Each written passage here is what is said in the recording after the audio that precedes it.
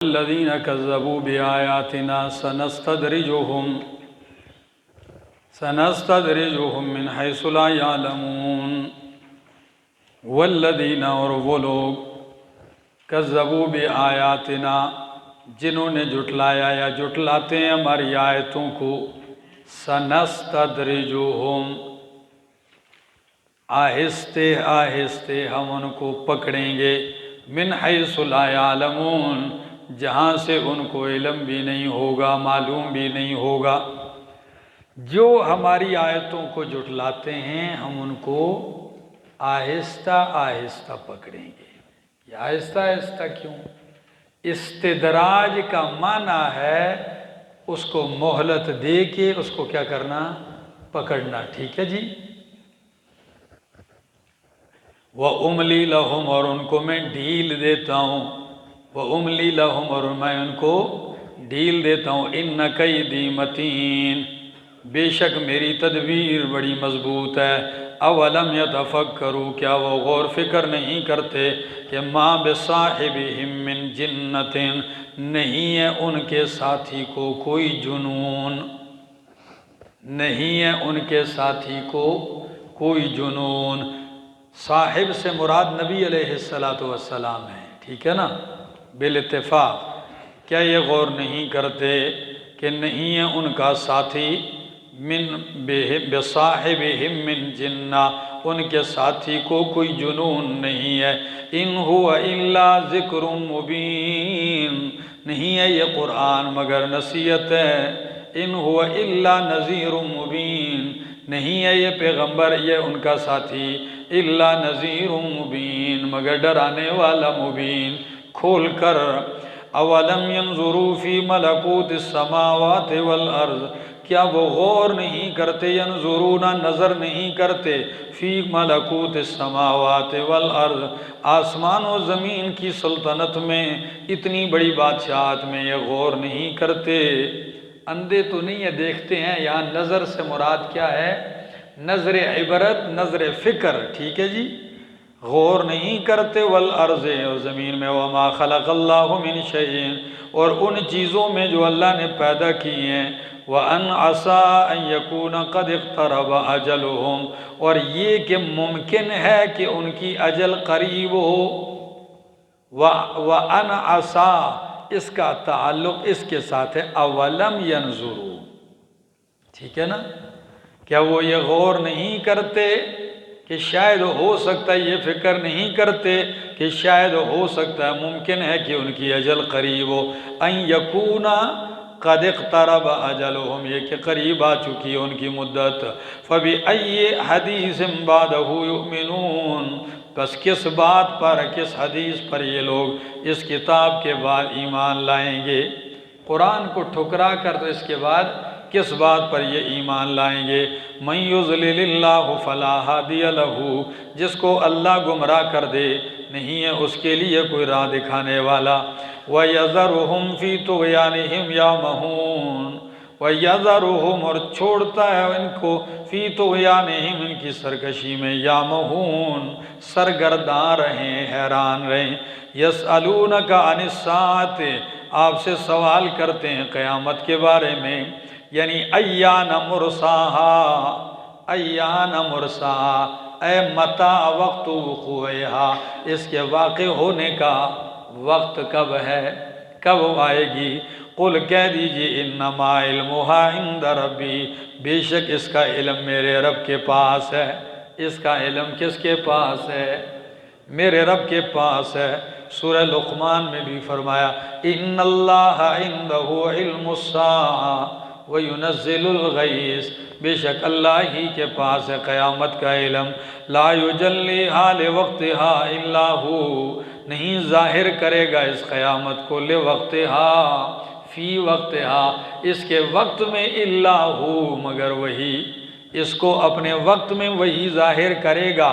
ثقلت فی السماوات والارض بہت باری چیز ہوگی، فی السماوات والارض آسمان و زمین میں بہت وزنی ہنگامہ ہوگا۔ آسمان و زمین میں لا تأتیکم الا بغتتن، نہیں آئے گی تمہارے پاس الا بغتتن مگر اچانک، یسألونک آپ سے سوال کرتے ہیں، کأنک حفی عنہا گویا کہ آپ باخبر ہیں قیامت کے بارے میں، یا آپ سے اس طرح پوچھتے ہیں گویا کہ آپ نے قیامت کی تاریخ معلوم کر لی ہے، ایسے پوچھتے ہیں گویا کہ آپ کو قیامت کے آنے کا وقت معلوم ہے۔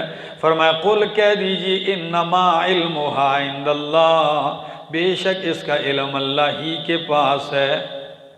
کأنک حفی، اصل میں حفی کا معنی ہوتا ہے کسی چیز کی کھود میں لگ کے تحقیق کرنا، تو یہ آپ سے سوال اس طرح کرتے ہیں قیامت کے بارے میں گویا کہ آپ نے اس کی تحقیق کر رکھی ہو، حالانکہ ایسا نہیں۔ قل کہہ دیجیے انما علمھا عند اللہ، بے شک یقیناً اس کا علم اللہ ہی کے پاس ہے، ولیکن اکثر الناس لا یعلمون، لیکن اکثر لوگ نہیں جانتے۔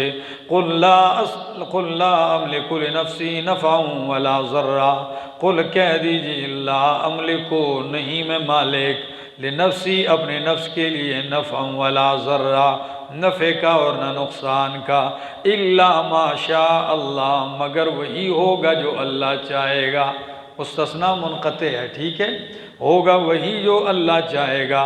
وَلَوْ كُنْتُ أَعْلَمُ الْغَيْبَ، اگر میں غیب جانتا، اگر ہوتا عالم و جانتا میں الغیب غیب کو، لَاسْتَكْثَرْتُ مِنَ الْخَيْرِ تو میں بہت سارا اکٹھا کر لیتا، من الخیر خیر میں سے، میں اپنے لیے بہت سارا خیر جمع کر لیتا، وَمَا مَسَّنِيَ السُّوءُ اور مجھے تکلیف نہ پہنچتی، ان انا الا نذیر و بشیر نہیں ہوں میں مگر ڈرانے والا اور بشارتیں دینے والا، لقوم یؤمنون ایسی قوم کے لیے جو ایمان لاتے ہیں۔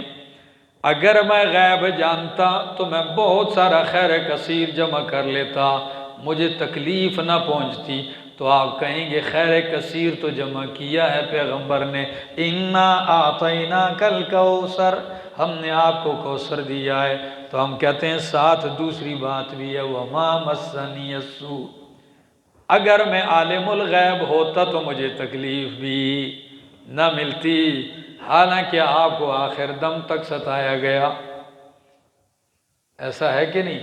یہ صورت تو کیا ہے؟ مکی ہے، آپ کو بہت ستایا گیا، تکلیفیں دی گئیں، اذیتیں دی گئیں۔ اگر آپ کو یہ معلوم ہوتا، جس طرح بخاری اور مسلم کی حدیث کے اندر آتا ہے کہ کچھ لوگ آئے، انہوں نے آ کے نبی علیہ السلام سے فرمایا ہمارے لوگ بڑے اسلام کی طرف مائل ہیں، ان کو بڑی محبت ہے، تو اگر آپ اپنے شاگردوں میں سے، ساتھیوں میں سے ہمیں کوئی قرآن کے مبلغ مدرس داعی دے دیں جو اسلام پھیلائیں۔ نبی علیہ السلام نے اپنے صحابہ کے مجمع پہ نظر دوڑائی، 70 صحابہ بھیجے۔ کتنے صحابہ؟ اور ان 70 کو لے جا کر راستے میں انہوں نے دھوکہ کیا اور شہید کیا۔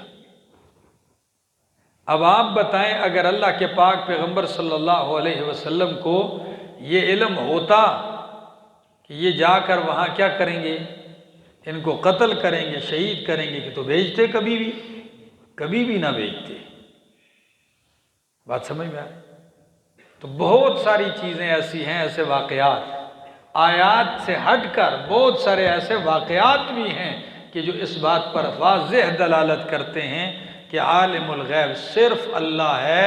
نبی اکرم صلی اللہ علیہ وسلم باوجود اس کے کہ تمام انسانوں اور مخلوق میں زیادہ علم رکھنے کے باوجود بھی عالم الغیب نہیں تھے۔ آگے هو الذی خلقکم من نفس واحدہ، اور اللہ وہ ذات ہے جس نے تمہیں پیدا کیا ایک جان سے، وجعل منہا زوجہا، اور پیدا کیا اس ایک جان سے اس کا جوڑا، یعنی اس کی جنس سے اس کا جوڑا پیدا کیا، لیسکن الیہا، تاکہ اس سکون حاصل کرے اس کے پاس۔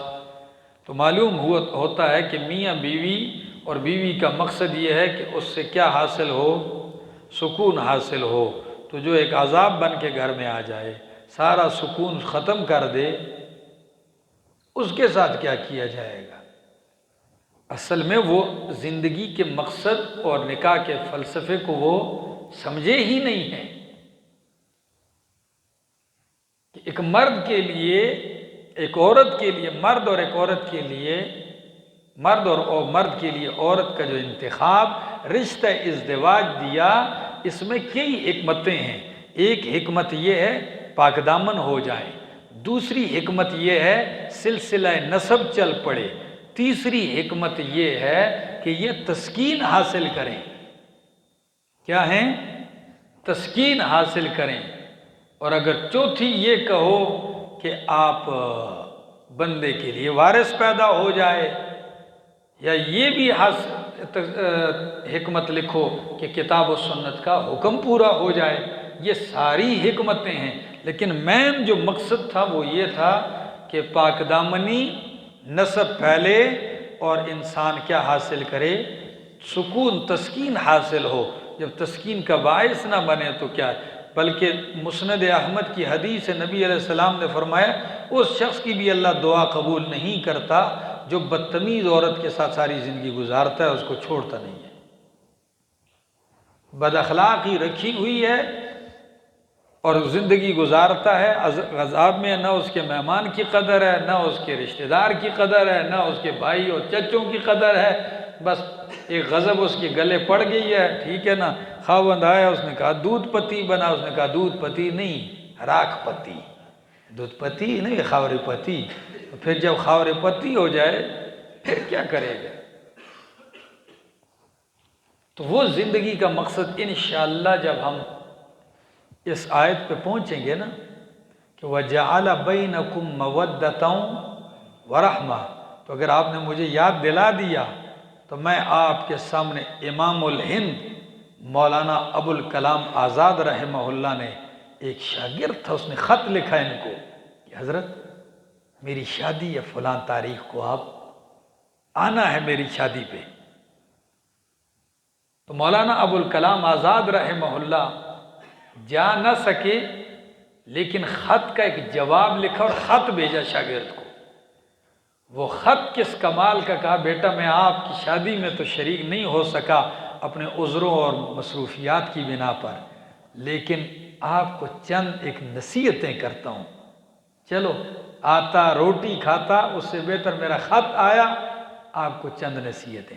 ان نصیحتوں میں یہ جو میں نے آیت پڑھی کہ جعل بینکم، اور آگے لفظ کیا ہے؟ اس سے پہلے لفظ کیا ہے؟ کوئی رمضانی پڑھ لے تو ٹھیک ہے نا؟ بہرحال چلو، وہ آیت انہوں نے لکھی، آیت پہ انشاءاللہ جب پہنچیں گے نا پھر میں آپ کو بتاؤں گا کس باریکی سے کتنے نفیس نکات نکالے کہ وہ ہر نئے شادی کرنے والے کے لیے ایک بہترین مشعل راہ ہے، اور اللہ کی کتاب کی اس آیت سے وہ مسائل اخذ کیے۔ اصل میں ہم تو دورہ تفسیر میں یہاں آیتوں کی اتنی گہرائیاں اور اس پہ بحث تو ہو نہیں سکتی، اگر یہ ہم کرتے جائیں تو پھر تو سال بھر بھی بیٹھے رہیں اور دو تین آیتیں چلتے رہیں۔ یہاں صرف آپ کو یہ بتلانا ہے کہ قرآن کریم کے پڑھنے کا ایک منہج سمجھ لو، ٹھیک ہے نا؟ اور اس میں بھی الحمدللہ اللہ اتنی برکتیں اتار دیتا ہے، رحمتیں، کہ انسان کو بہت کچھ سمجھ میں آ جاتا ہے، اور جب آپ دورہ ختم کرنے لگو گی تو اتنا ایک اثر ضرور ہوگا کہ یہ قرآن سارا آپ کے دماغ میں مستحضر ہوگا۔ اس دورے کے بعد جا کے آپ کسی قاری کے پیچھے تراویح پڑھو، نماز پڑھو گے تو آپ کو پتہ چلتا ہوگا، بلے جاہل آدمی بھی ہو، عالم نہ ہو، لیکن پیچھے کھڑا ہوگا تو اس کو پتہ ہوگا کیا بات چل رہی ہے، انسان کے اندر ایک ذوق پیدا ہوتا ہے۔ بہرحال اللہ کرے ہمیں اپنی زندگیوں میں قرآن کی خدمت کے اوقات ملیں اور ہم کرتے جائیں اور اس کے موتی سمیٹتے جائیں۔ آگے جی فرمایا لِيَسْكُنَ إِلَيْهَا فَلَمَّا تَغَشَّاهَا، پر جب ڈانپ لیا اس مرد نے عورت کو، تغشاها، مرد نے ڈانپ لیا، ہا کس کو؟ عورت کو، حملت حملا خفیفا، تو حمل اٹھا لیا اس نے، حملا خفیفا، ہلکا سا حمل، ابتدائی دن، ٹھیک ہے۔ فمرت بھی، پس وہ لے کے اس حمل کو چلتی پھرتی ہے۔ فلما اسقلت، پس جب حمل وزنی ہو گیا، دعوا اللہ، تو دونوں نے پکارنا شروع کر دیا اللہ کو، ربہما، جو ان کا رب ہے، لئن آتیتنا صالحا، اگر تو نے ہمیں دیا نیک صالح صحیح سالم بچہ، لنکونن من الشاکرین، تو البتہ ضرور ہوں گے ہم شکر گزاروں میں سے۔ فلما آتاہما صالحا، پس جب دے دیا اللہ نے ان دونوں کو صالحا صحیح سالم بچہ، جعل لہ شرکا، تو بنانے لگے وہ دونوں میاں بیوی، لہو، اس اللہ کے لیے، شرکا، کیا؟ شریک، اللہ کے لیے شریک بنانے لگ گئے۔ آگے، فیما آتاہما، اس بچے میں جو اللہ نے ان کو دیا ہے، فتعال اللہ، پس بلند ہے اللہ، اما یشرکون، اس سے جو یہ شریک ٹھہراتے ہیں اس کا۔ کیا مطلب ہے آیت کا؟ پیچھے آدم علیہ السلام کا ذکر، آگے پھر بھائی پیچھے آدم علیہ السلام کا ذکر ہے، آگے عام جوڑے کا ذکر ہے، اما حوا اور آدم علیہ السلام کی بات نہیں ہو رہی، اس لیے کہ آدم علیہ السلام اللہ کے نبی تھے، اور نبی معصوم عن الصغائر والکبائر ہوتا ہے، تو جب صغائر سے بھی معصوم ہوتا ہے تو اکبر الکبائر کا ارتکاب کیسے کر سکتا ہے نبی، جو شرک ہے؟ بات سمجھ میں آ گئی؟ عموماً یہ تثنیہ کا صیغہ اس لیے استعمال کیا کہ یہ دو ہیں، عموماً میاں بیوی ہوتے ہی دو ہیں، ٹھیک ہے؟ عام میاں بیوی کا ذکر ہے، فرمایا فلما تغشاہا، پر جب ڈانپ لیا اس مرد نے عورت کو، بیوی کو، میاں بیوی کا میلاپ ہوا، تو حمل ٹھہرا ہلکا سا، لے کے چلتی ہے ماں اس کو، پس جب بھاری ہو گیا، یعنی بچے کی ولادت کے دن قریب ہو گئے، تو ماں باپ دونوں دعائیں کرنے لگتے ہیں کہ اگر اللہ نے ہمیں چنگا بھلا بندہ بچہ دے دیا، صالحہ سے مراد یہاں صحیح سالم بندہ بچہ دے دیا، تو لنکونن من الشاکرین، ضرور بضرور ہم شکر گزاروں میں سے ہوں گے۔ لیکن جب بچہ ہو جاتا ہے پھر کیا؟ پھر اس کا نام رکھ دیتے ہیں پیر بخش۔ کیا جی؟ پیر بخش۔ ہاں، پھر اس کا نام رکھتے ہیں غوث بخش، غوث نے بخشا ہے۔ ہاں، حسین بخش، حسین نے بخشا ہے۔ علی بخش، علی نے بخشا ہے۔ نبی بخش، نبی نے بخشا ہے۔ یہ ابھی ایک صفحہ صرف الٹو تو وہ یہ چھوڑو ان لوگوں کو جو کجروی اختیار کرتے ہیں اللہ کے ناموں میں، تو شرک فی الاسماء، یہ بھی جعل لہ شرکا، اللہ کے لیے کیا بنانے لگتے ہیں؟ شریک بنانے لگتے ہیں۔ ایک یہ، یا یہ بھی شرک ہے کہ دیا اللہ نے ہے، کہتے ہیں یہ بادشاہ، یہ تو ہم وہاں سے لے کے آئے ہیں، تو میں نے پیروں کے قبروں کے چکر کاٹے ہیں تو بچہ ملا ہے۔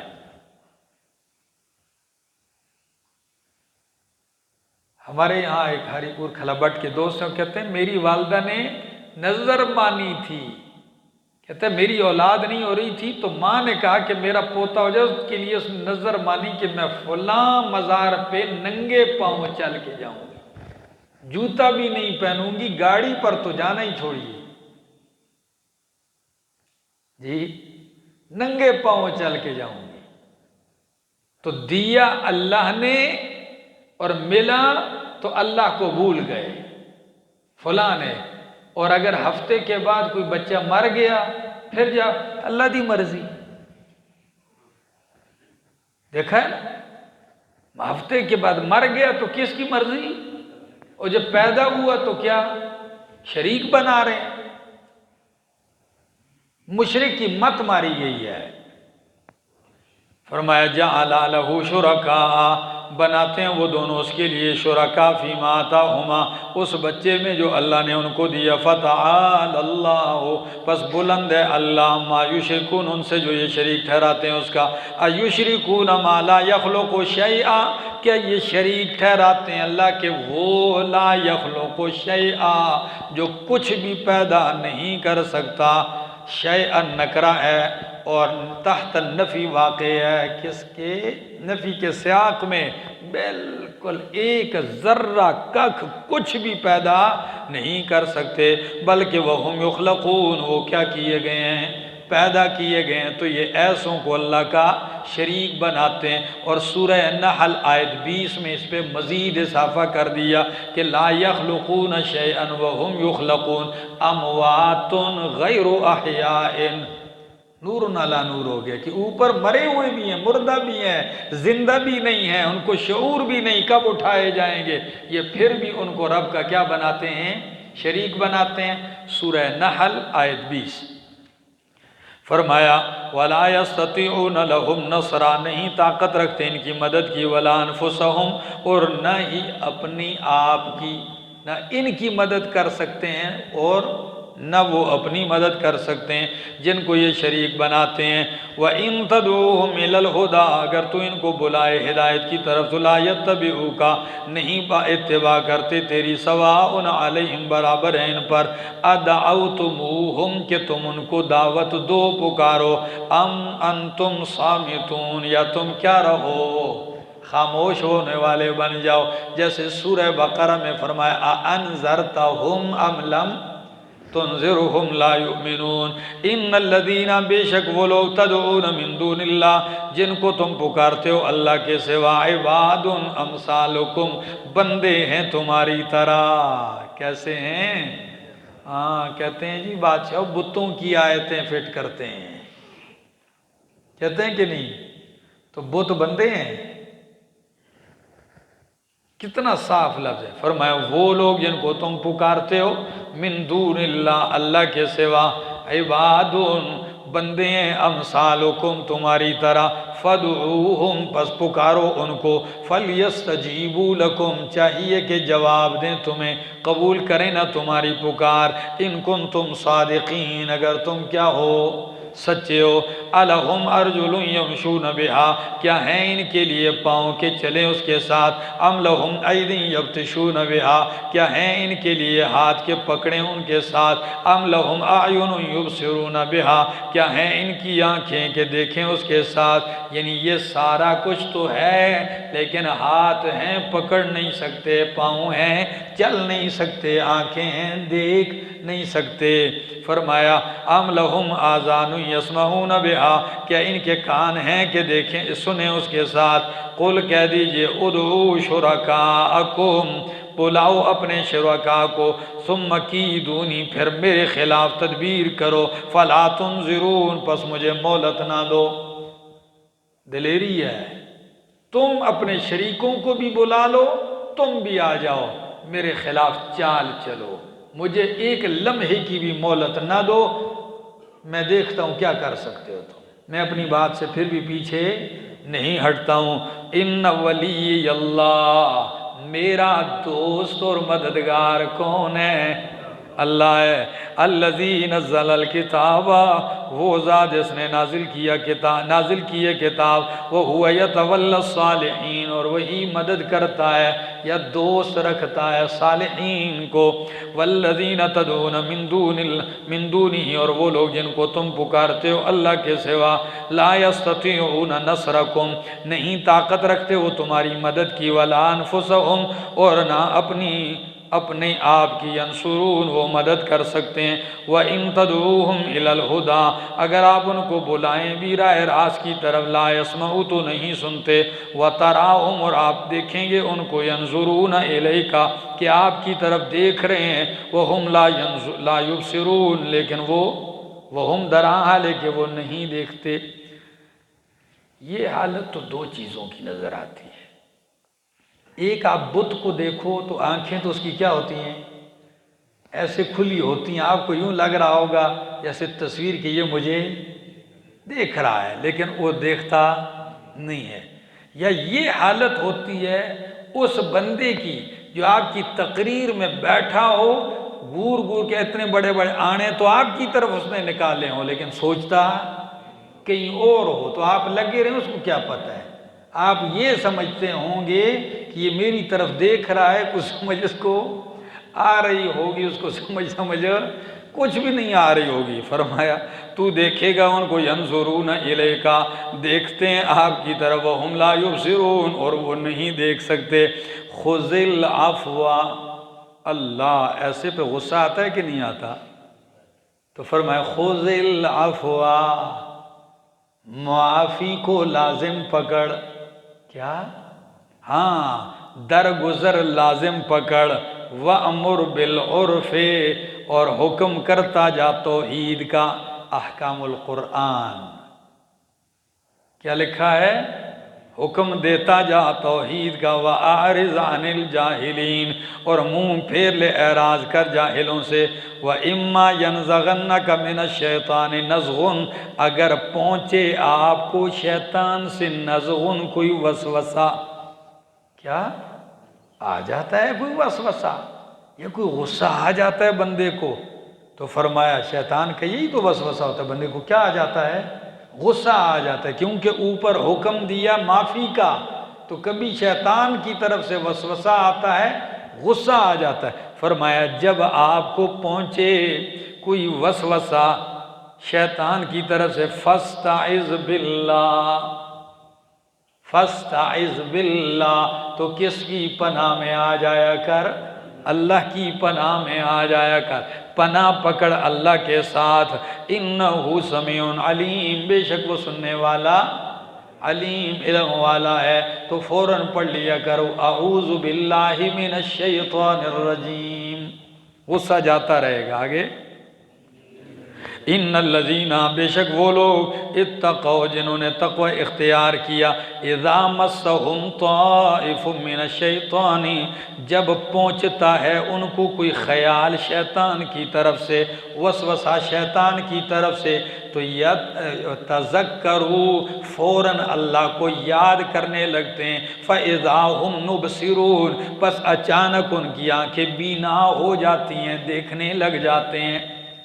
شیطان تو بڑا ظالم ہے نا، پردہ ڈال دیتا ہے، آنکھیں پتھرا جاتی ہیں، یعنی نظر نہیں آتا، پھر گناہ کی طرف لگا رہتا ہے. لیکن جو ہی اللہ یاد آتا ہے، بصیرت دل کی آنکھیں کیا ہو جاتی ہیں؟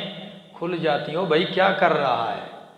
تو لفظ پہ ترجمہ کرو ان الذین اتقوا، بے شک وہ لوگ جو تقوی اختیار کرتے ہیں، جنہوں نے تقوی اپنایا. اذا مسہم طائف، یہ طائف کا معنی تو ہوتا ہے گھومنے والا. تو یہ وسوسہ اور خیال بھی عموماً گھومتا ہی رہتا ہے. بات سمجھ آ گئی ہے نا؟ ہاں، یہ بھی ٹھہرتا نہیں، یہ گھومتا رہتا ہے. تو فرمایا اس لیے میں نے معنی کیا خیال، وسوسہ شیطان کی طرف سے آ جائے تو تذکروا، کیا کرنے لگتے ہیں؟ یہاں سے ہی ہے سبب. جی ہاں، تو تذکروا، فوراً وہ یاد کرنے لگتے ہیں. فَإِذَا هُمْ مُبْصِرُونَ، پس یکا یک نتیجہ نکلتا ہے اللہ کو یاد کرنے کا. اذا مفاجاتیہ ہے، ٹھیک ہے نا؟ فوراً یکا یک، اذا ہم اچانک مبصرون، دیکھنے والے ہوتے ہیں. ٹھیک ہے نا؟ آگے یعنی حق ان کو نظر آ جاتا ہے، یا اس جرم کا انجام ان کو نظر آ جاتا ہے، فوراً کیا ہو جاتے ہیں؟ پیچھے ہٹتے ہیں. آگے اور اصل بات بھی یہی ہے کہ شیطان کا ایک نام خناس ہے. کیا ہے؟ خناس.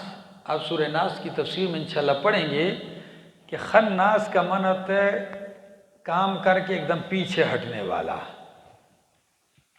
اور یہ بھی لگا رہتا ہے، وسوسہ ڈالتا ہے، لیکن جب بندہ اللہ کی یاد میں آتا ہے، یاد کرتا ہے، تو یہ ایک دم کیا ہو جاتا ہے؟ پیچھے ہٹ جاتا ہے. تو ادھر بھی فرمایا شیطان کا وسوسہ آتا ہے، آنکھیں اس پہ پردہ پڑتا ہے، بصیرت والے دل کی بصیرت پہ پردہ آتا ہے. اچانک جب یہ اللہ کو یاد کرتا ہے تو آنکھیں کیا ہو جاتی ہیں؟ فوراً بینا ہو جاتی ہیں، دیکھنے لگتی ہیں. وَإِخْوَانُهُمْ، اور ان کے بھائی، يَمُدُّونَهُمْ، کھینچتے ہیں ان کو، فِي الْغَيِّ، کس کی طرف؟ ہاں، شیطانوں کو ان کے بھائی کھینچتے ہیں، فِي الْغَيِّ، سرکشی کی طرف، گمراہی کے اندر.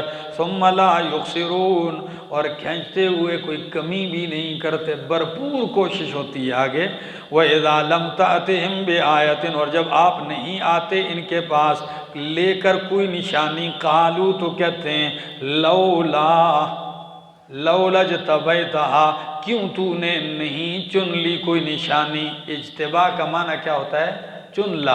چننا، تو نے کیوں کوئی نشانی چن کے ہمارے سامنے پیش نہیں کی۔ قل کہہ دیجئے انما، بے شک میں اتبع، اتباع کرتا ہوں، ما یوحی الیہ، اسی کی جو وحی کی جاتی ہے میری طرف، من ربی، میرے رب کی طرف سے، ھذا بصائر من ربکم، یہ بصیرت کی باتیں ہیں۔ کیا ہیں؟ ہاں، یہ بصیرت والے دلائل ہیں جو بصیرت پیدا کرتے ہیں تمہارے رب کی طرف سے، وہدن، اور ہدایت ہے، ورحمتن، اور رحمت ہے، لقوم یؤمنون، ایسی قوم کے لیے جو ایمان رکھتے ہیں۔ وَإِذَا قُرِئَ الْقُرْآنُ فَاسْتَمِعُوا لَهُ وَأَنصِتُوا لَعَلَّكُمْ تُرْحَمُونَ، اور جب پڑھا جائے قرآن تو فَاسْتَمِعُوا لَهُ، چپ کر کے کان لگاؤ اس کی طرف، وَأَنصِتُوا، اور خاموش ہو جاؤ، لَعَلَّكُمْ تُرْحَمُونَ، تاکہ تم پہ رحم کیا جائے۔ توجہ کرو میری طرف بھائی، قرآن کریم کا ادب ہے کہ جب قرآن پڑھا جائے دو کام کرو۔ کتنے کام؟ اس ایک آیت میں دو کام کیے کا حکم دیا، ایک استماع اور ایک انصات۔ ایک استماع اور ایک انصات۔ تو فرمائے فَاسْتَمِعُوا لَهُ، کان لگا کے سنو، وَأَنصِتُوا، اور دوسرا کام کیا کرو؟ چپ رہو، خاموش رہو۔ یہ قرآن کا ادب ہر مقام پر ہے، لیکن یہ اپنے عموم کے اعتبار سے اور شان نزول کے اعتبار سے نماز کے متعلق ہے۔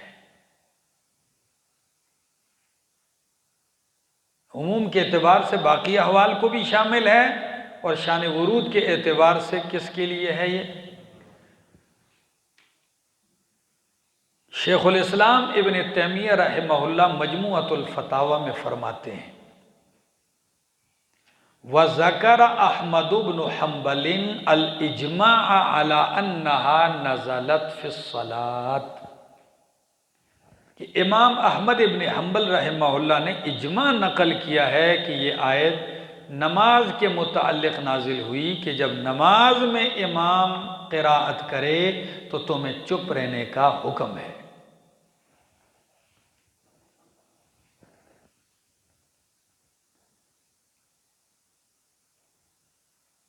دوسری بات کہ آیا امام کے پیچھے قراءت کرنے کا حکم کیا ہے؟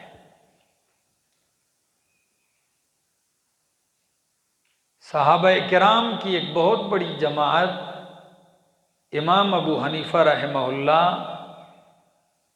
اور بہت سارے محدثین، مفسرین، فقہا کا یہ نظریہ ہے، مسلک ہے کہ مقتدی امام کے پیچھے بالکل قراءت نہ کرے، چاہے سری ہو چاہے جہری ہو، چاہے سری ہو چاہے جہری ہو۔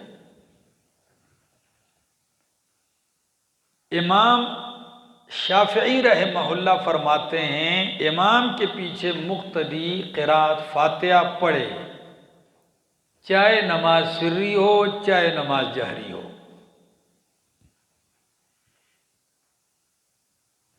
امام احمد ابن حنبل رحمہ اللہ فرماتے ہیں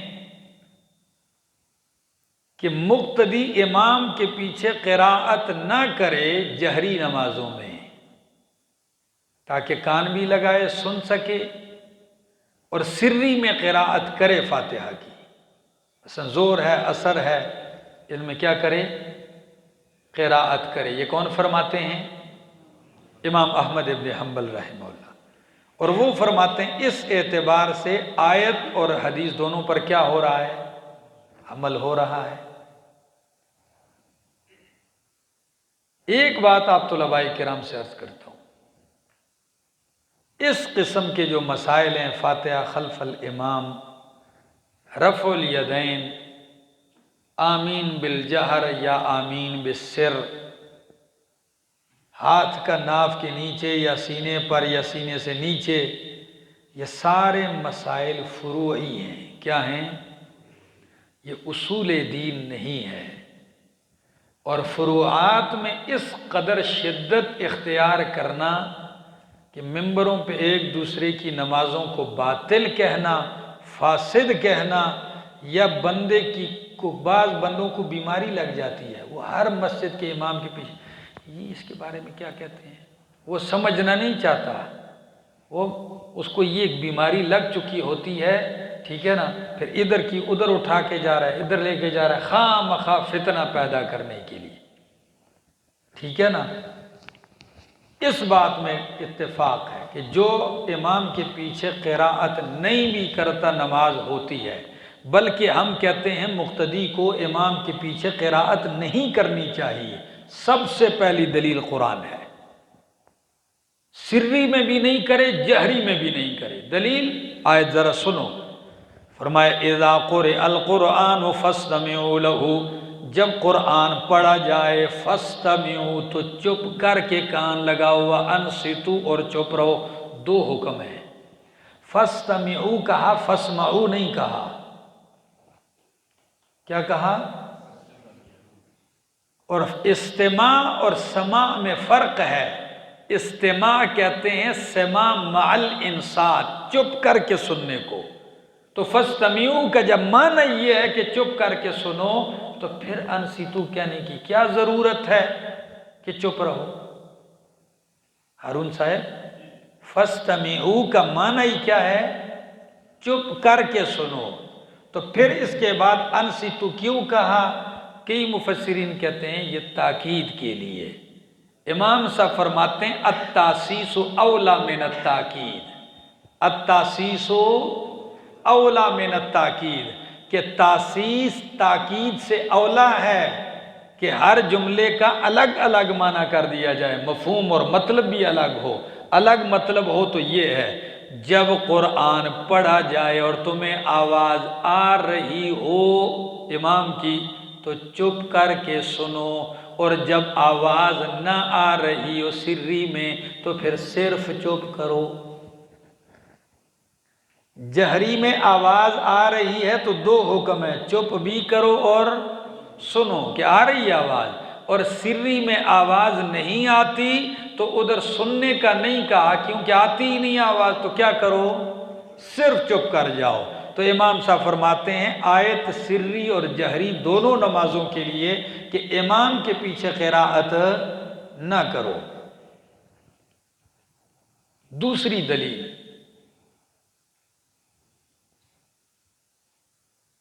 اللہ کے پاک پیغمبر صلی اللہ تعالی علیہ وسلم نے فرمایا، مسلم کی بھی حدیث ہے، نسائی کی بھی حدیث ہے، کہ انما جعل الامام لیؤتم بہ، انما جعل الامام لیؤتم بہ، بے شک امام اس لیے مقرر کیا جاتا ہے، بنایا جاتا ہے کہ اس کی اقتداء کی جائے۔ فَإِذَا كَبَّرَ فَكَبِّرُوا، پس جب وہ اللہ اکبر کہے تو تم بھی اللہ اکبر کہو، اور وَإِذَا قَرَأَ فَأَنصِتُوا، جب وہ پڑھے تو تم کیا کرو؟ چپ رہو۔ اچھا کب تک چپ رہو؟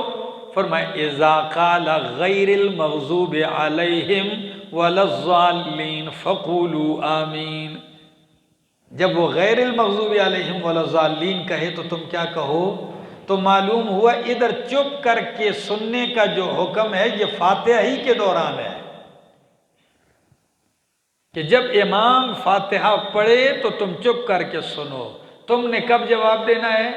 جب وہ کہے غیر المغضوب علیہم ولا الضالین فقولوا آمین۔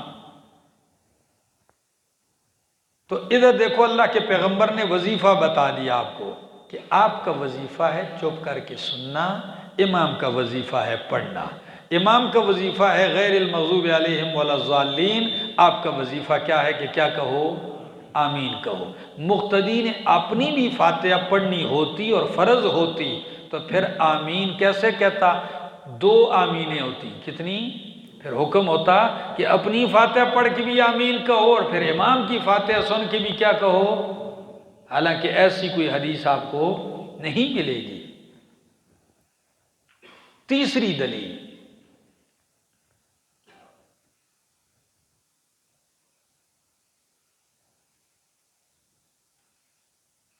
نبی اکرم صلی اللہ تعالی علیہ وسلم کا فرمان ہے، آپ نماز پڑھا رہے ہیں، ابو داؤد کی حدیث ہے، موطا امام مالک کی بھی ہے، آپ نماز پڑھا رہے ہیں، ایک مقتدی آپ کے پیچھے پڑھ رہا ہے،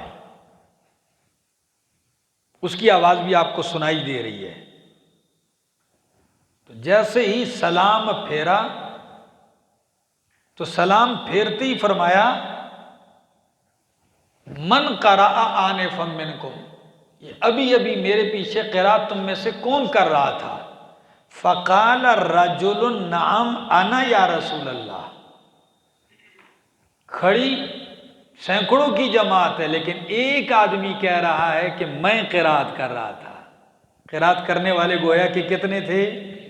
ایک بندہ تھا۔ جب ایک بندہ تھا تو نبی علیہ السلام نے فرمایا فقال رسول اللہ صلی اللہ علیہ وسلم ما لی انی اقول ما لی انازع القرآن، یہی وجہ کہ میں کہہ رہا تھا کہ کون مجھ سے منازعت کر رہا ہے، جگڑ رہا ہے، مجھ سے چھین رہا ہے قرآن۔ یہ منازعت کیوں کہا؟ ما لی انازع القرآن، کہ قرآن قرأت پڑھنا یہ میرا وظیفہ تھا اور وہ پڑھنے لگ گیا، تو گویا کہ وہ مجھ سے میرا حق چھین رہا تھا۔ اچھا، تو جب یہ بات آپ نے فرمائی، آگے الفاظ کیا ہیں؟ فَانْتَهَى النَّاسُ عَنِ الْقِرَاءَةِ مَعَ رَسُولِ اللَّهِ صلی اللہ علیہ وسلم فِي مَا جَهَرَ فِيهِ رسول اللہ صلی اللہ علیہ وسلم، تو جن نمازوں میں اللہ کے پاک پیغمبر جہر کرتے تھے ان نمازوں میں اس حدیث کے بعد لوگوں نے قرأت کیا کر دی؟ چھوڑ دی۔ چوتھی دلیل، بخاری شریف کی حدیث، نبی علیہ السلام نماز پڑھا رہے ہیں، حضرت ابو بکر رضی اللہ تعالی عنہ نماز پیچھے سے آتے ہیں اور رکوع میں شامل ہوتے ہیں۔ کس میں؟ رکوع میں شامل ہوتے ہیں۔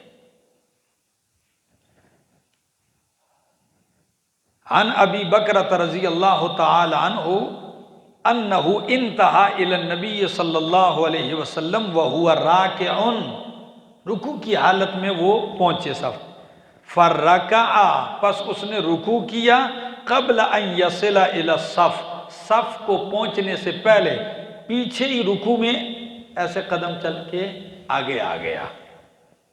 جب نماز مکمل ہوئی نبی علیہ السلام کو واقعہ سنایا گیا تو نبی علیہ السلام نے کیا فرمایا؟ زادک اللہ حرصا ولا تعد، زادک اللہ حرصا ولا تعد، فرمایا اللہ تیری حرص اور بڑھائے کہ جماعت کو پانے کی، نماز کو آئندہ ایسے نہ کرنا۔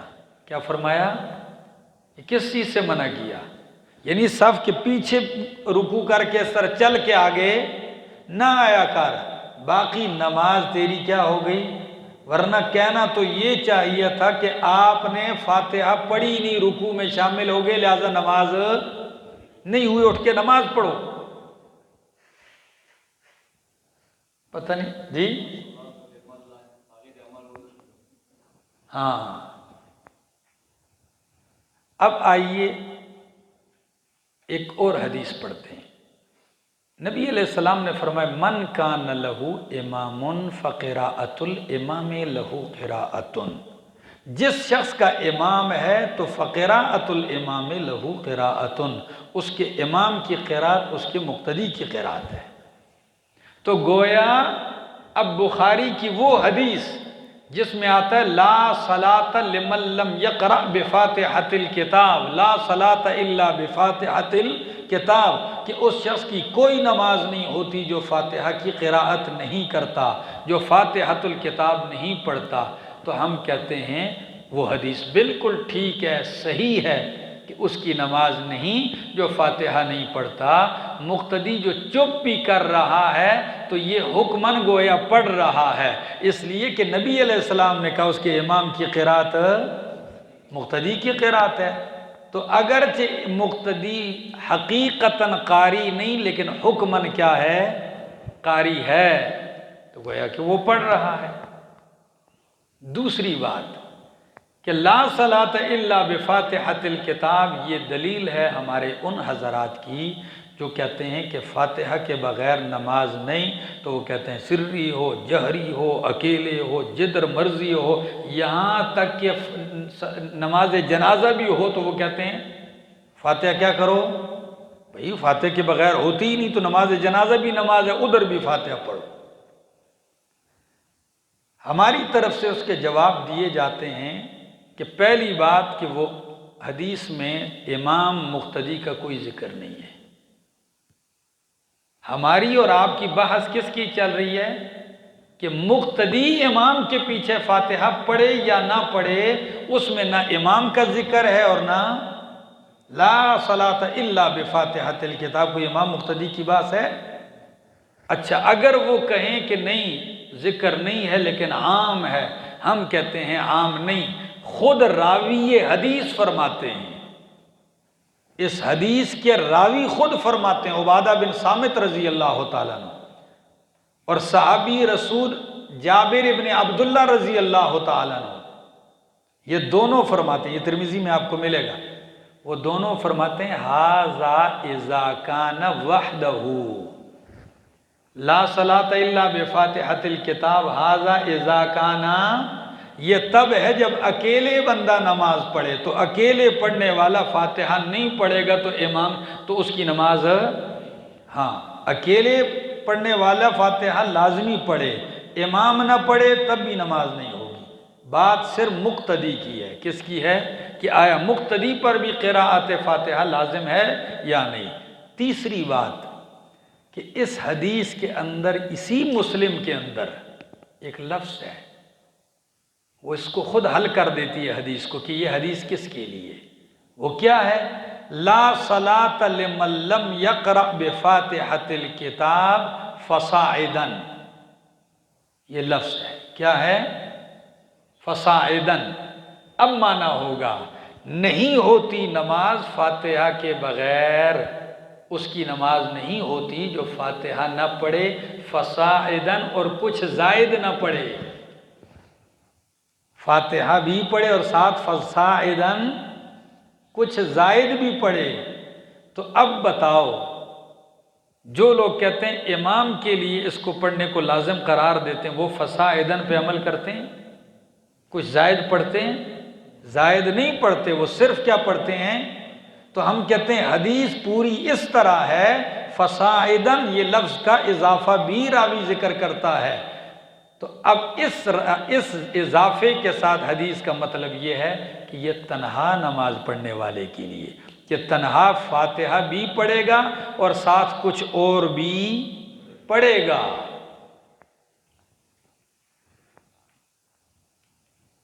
حضرت ابو ہریرہ رضی اللہ تعالیٰ عنہ نے جب یہ حدیث بیان کی لا صلاۃ الا بفاتحۃ الکتاب، تو ان سے انہی کے شاگرد نے پوچھا انا نکون احیاء وراء الامام، کہ صحابی رسول سے فرمایا حضرت ہم کبھی کبھی امام کے پیچھے ہوتے ہیں تو کیا ہم فاتحہ پڑھیں؟ تو انہوں نے کہا اقرأ بہا فی نفسک یا فارسی، امام کے پیچھے ہوتے ہو تو دل میں پڑھ لو۔ کس میں؟ تو ہم کہتے ہیں دل کے تصور سے تو کوئی بھی منع نہیں کرتا، کیا دل کے تصور سے تو کوئی بھی نہیں منع کرتا کہ امام کے پیچھے کھڑا ہو اور آپ کے دل میں بھی یہ بات نہ آئے، کھڑا کس لیے پھر؟ ٹھیک ہے نا، بات صرف یہ ہے کہ آپ زبان سے قرات کریں، اس کی اجازت نہیں ہے۔